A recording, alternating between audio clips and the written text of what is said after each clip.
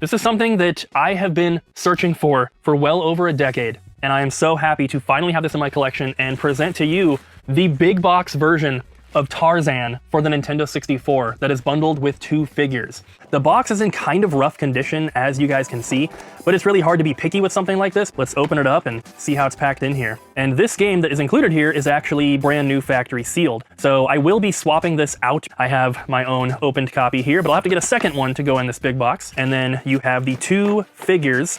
So really, really cool to finally see these. As far as I can think, this is the most I've ever spent on a single video game either. It was not cheap.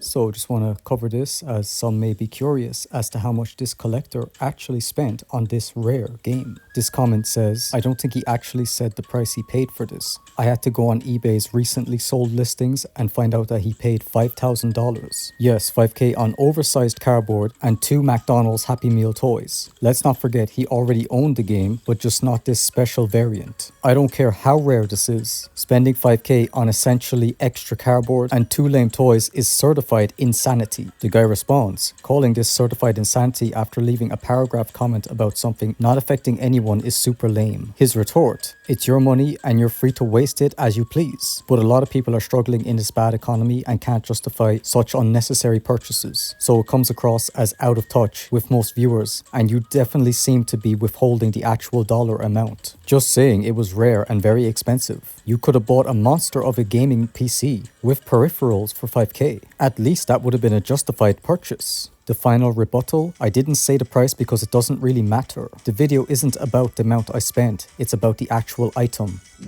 So to break down the cost, he got a sealed game, and I found this online for $240, which is about 280 USD. Then in the comments, he states that the toys are actually not that expensive and you can get them separately for quite cheap.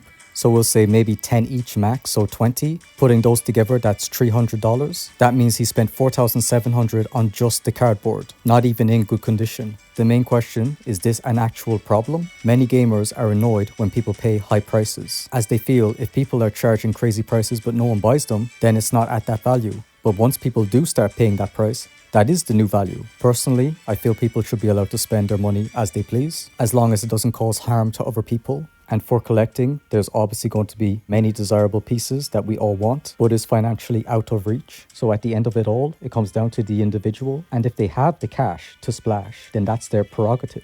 Many people feel these games will be worthless in the future, as the new generation will have no nostalgic attachment to these games, which means they will never be willing to pay a high premium to obtain them. Whilst others feel these are pieces of art and integral pieces to gaming history. However, it is difficult to decipher what the future will bring. To have a balanced approach between the 2 opinions, it's plausible that popular franchises like Mario and Pokemon, being billion-dollar franchises, making new releases in the modern day may cause their older games to maintain or appreciate in value, but random, rare, expensive games now with no franchise attachment may struggle to create appeal with the younger audience. So I just thought this was kind of interesting in the differing viewpoints, and if others felt it was pure insanity to spend prices like these on a video game.